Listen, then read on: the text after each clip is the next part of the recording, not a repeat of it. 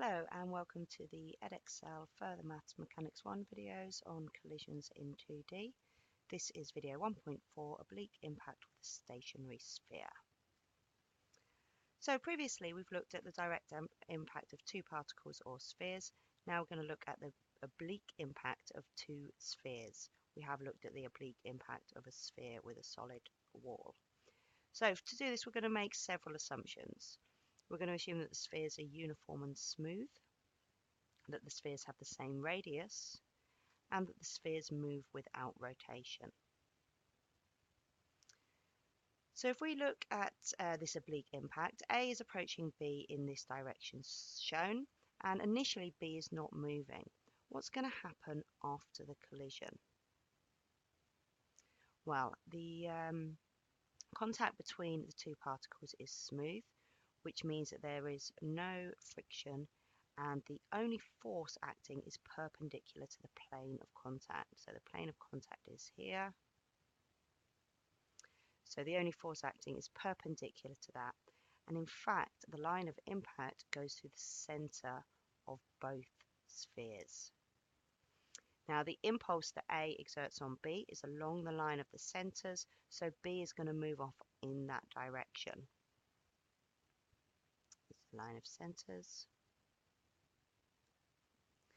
So after, we can see that B is moving off in this direction and A is moving off in some other direction. It doesn't necessarily need to be here. It could be going off in this direction as well, but B is going to move in the same direction as the line of centers. So to find the velocities after the impact, we look at the motion parallel to the line of centers and perpendicular to the line of centers. And in both cases, momentum is conserved. So here's a diagram. We've got A approaching B. Here's A and B, A and B. We have a motion acting in this direction, which is parallel to the line of the centers, and in this direction, which is perpendicular to the line of centers. The motion perpendicular to the line of centers remains unchanged. The one that changes is this motion parallel to the line of centers. So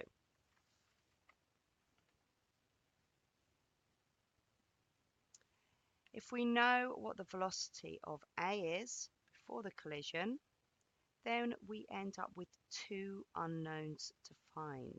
Remember, because we know the velocity of A, we can work out these two components. This component here, perpendicular to the line of centers, is going to remain unchanged. So the velocities that we're going to need to find are these two, which are parallel to the line of centers. To find these, we can apply the conservation of momentum in that direction and Newton's law of restitution if we've got a given value of E. So here we're going to look at an example. Two uniform smooth spheres A and B of mass m and 2m respectively are colliding. Before the collision, A is moving at 4 meters per second at an angle of 60 degrees to the line of centers. B is stationary.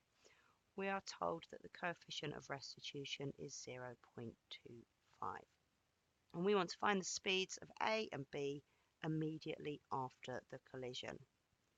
So if we start labeling some information on here, there isn't a particular convention on how we label things, but what's important is that you make it very clear how you label things.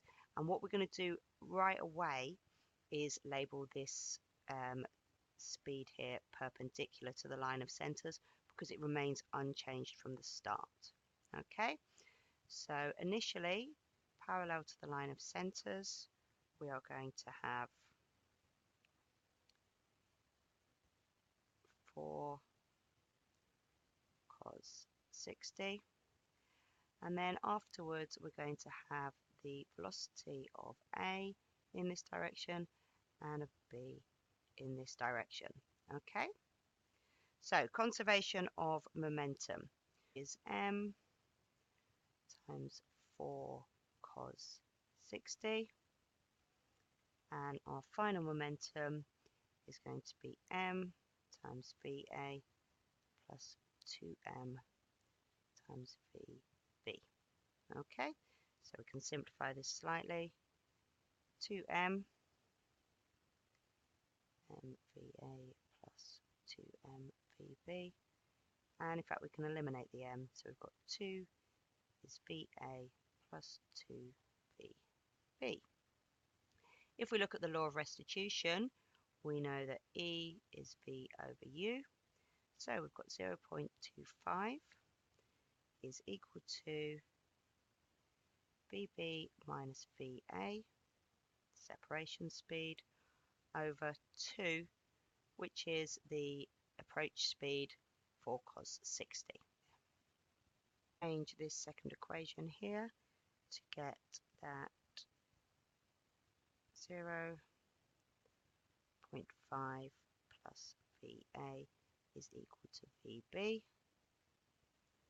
And we can substitute this in to this equation and solve them simultaneously. Find out that VA is 1/3 and VB is 5/6. So in order to find the speed of A, which we know now is travelling with velocity vector 1/3 and 2√3, the speed of that is going to be the magnitude of this vector, which is 1/3 squared plus 2√3 squared, square rooted, which gives us 3.48 meters per second. And the speed of B is going to be 5/6 meters per second. So the next video in this series will be 1.5 oblique impact with a moving sphere.